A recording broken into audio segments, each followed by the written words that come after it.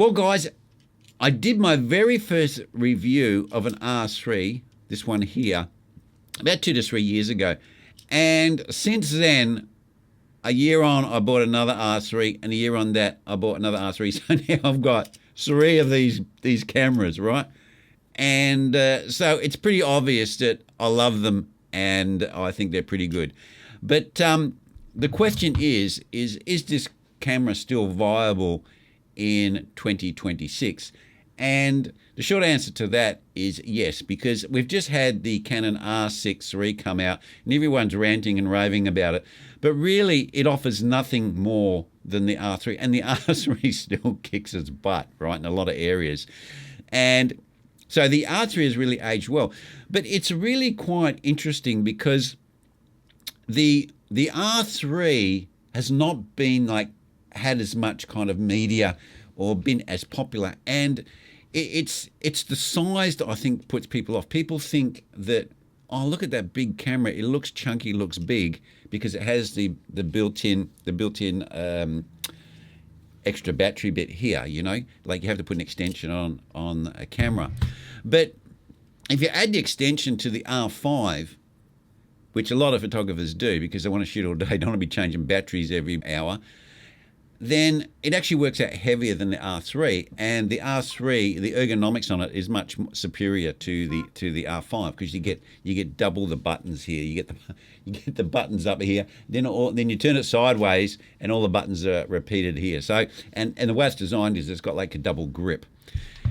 So it's really handy like that if you're doing it for photography and you're changing quite a lot. But I don't really use it like that. I have, as you can see here, I like to keep my hand in the grip there because I'm a bit paranoid about dropping it. But I use it mostly for video, and I do hybrid work as well. Like I do photography and video now. I offer that as a service. And for a hybrid camera, there's nothing on the market that beats this thing. It's absolutely a work piece. And there's a little switch that just here, and this switch, you flick it, and you can go from photo to video, and it doesn't just change it from photo, but it's instant. It's immediate. You change, if you're in video and you change it to photo, you have photo capability instantly, you know, in the preset that you set it in last time. Or if you change back to video instantly in the preset you had it in last time. So you can flick backwards and forwards. A lot of cameras can't do that. They have to the brain has to work, right? So whatever they've done inside this camera, the electronics, it's just instant. And that's what I love about this camera. Not only does it really do everything, it does everything very, very fast, instant, which is what you need at weddings, because time is always against you. And you can shoot, you can stick it in 30 frames per second, and you can just blast off a million photos as well. And it takes quite a while to buffer. And the greatest thing with this camera, one of the things I love more than anything, right, is this thing right here, is the battery. And the battery lasts ages. It's just amazing. And even for video, like if I have a camera and it can't last an hour plus, right, run an hour plus, then it's not for me, because I work solo at weddings and I do videos. I set my cameras up. I run 4 cameras. I set 3 of them up on tripods, and I need them to run from before the start of the ceremony to right to the end after. See, people think, oh, but ceremonies only go for 10, 15 minutes. Well, not really, because you need to set them up. You can't set them up right immediately when they go, you know, we hear in the joining of, you've got to have it there before they walk down the aisle and they're getting out the car, because you've got to go outside, you've got to film them getting out the car whilst your other cameras have already started, you started running them, right? So you need to be able to run an hour. And these cameras, it's just a walk in the park for them to run an hour. Like they may go down 1 bar. That's it. There's nowhere near going to run out of battery. And I don't even think about changing them out. I take them off the tripods. I just keep shooting with them. It's like you don't have to worry about the battery. It's not even something that enters your head. You know, sometimes I change the batteries because it's down to 1 bar, and it's like at the reception at the end of the night, or you know, we're doing speeches and I'm just a little bit nervous about 1 bar, but probably would still make the distance, right? Because I don't let them run down to when they go red. So that is what's super duper fantastic about this. There's no overheating issues with this camera. I live in Perth, West Australia, and I can tell you right now, it gets hot here. Like, not hot like in North America. Like, I'm talking about really hot. Like, we had the hottest Christmas day in the whole world this last Christmas. It was 40 degrees C. And 40 degrees C, it's no biggie. I mean, we get days when it's almost 45 degrees. And at 4 o'clock in the afternoon, it can still be like 35, 38 degrees. You're setting up your cameras in a garden and on tripods, and they got to keep working. There's no like, oh, sorry, Miss Bride, my camera's getting hot. They go, we're paying you here to film our wedding. So you need to have the right gear for the job. And I've never, ever seen a heat warning on this camera. Not even start to come on. Like, never, ever. Right? Ever. I even one time filmed the whole ceremony in 100 frames per second, which is super slow-mo, right? We have a lot of cameras like lose their autofocus and everything when you put that setting on. This camera here filmed the whole ceremony, didn't even have a warning light, just felt a little bit warm. Just another day at the office, you know? So this camera, I just can't tell you how much I love this camera. And what really is fantastic is the image quality. The image quality is absolutely insane good.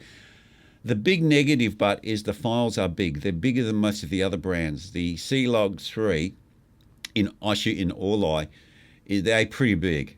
And you know, if I compare the image quality to my S5 II Lumix camera, everyone's raving about Lumix at the moment, it's just not even close. I mean, that camera is like, I mean, admittedly it's a lot cheaper, but it's not even in the same ballpark as far as quality goes. It's not even close, right?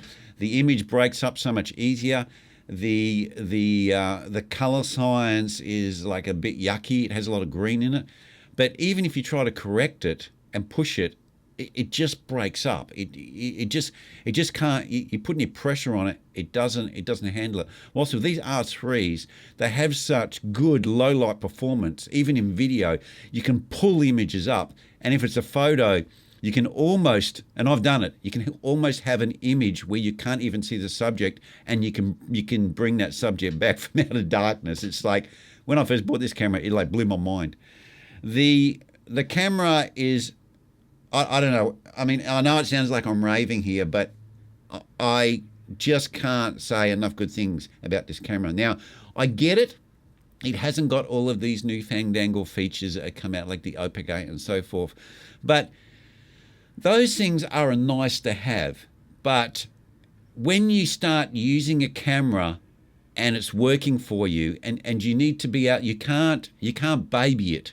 Right, like I've got it here on my stand. I can switch it off, I can switch it on, and I can play around with it. I can redo the shot. I can go, oh look, Wayne's raving a bit much. I can re-record it, and you know, like if it does something silly, I'm just here. But when you are doing professional work and you're doing interviews and events and you know presentations and ceremonies, those cameras need to be ultra reliable. You need to be able to turn them on, and you don't want anything going wrong. You don't want overheating. You don't want the battery running out. You don't want, you know, any problems. And this is where the R3 is just, I have to think about these cameras. You just turn them on and just come back and you go, yep, it's done its job. And that's why I love them so much. And the image out of them, even though it's C-Log 3, that's the only thing I would probably really love. If Canon could have a software update and they included C-Log 2 in this camera, then it would be like the most amazing camera. I don't know why they can't do it, because apparently on the grapevine the sensor in this camera is the same as the C80, and I believe that because they have the 3 ISO performance in the C80, like at 800, 3200 and 12,800. And when you start using this R3, you can see that it's the same in this camera. Like you go like about 8,000, 9,000, you're better off going to 12,800. The image is better.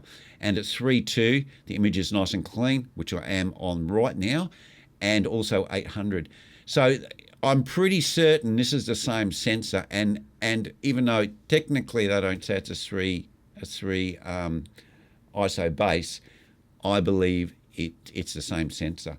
So guys, photo, video, this camera just hits the ball right out the park. And as I said, this camera in 2026, it's still a better camera, right, than the R6 III. And I believe it's still a better camera than the R5. And the reason why I say it's better than the R5 is because the R5 just has a little batteries, and it consumes the batteries pretty heavily, especially if you're using video. And because the sensor is what is like 50 megapixels, it gets more noise, and it hasn't got the same low light performance. This thing, you buy this camera, I'm telling you right now, the low light performance, you can't believe it. It's like, you go like, how can that be possible? You just don't believe it. How you, especially with photos, how you recover stuff. It's like, you just blink and you go, how did I recover that photo? So it's a very impressive camera. I mean, I haven't got the R1. Maybe the R1's better, but the only big negative about the R1 is it's actually quite a bit heavier than the R3. This camera here is lighter than the R5 with the extension, but the R1 is, I think it's about 200 grams more, so it's quite significantly more.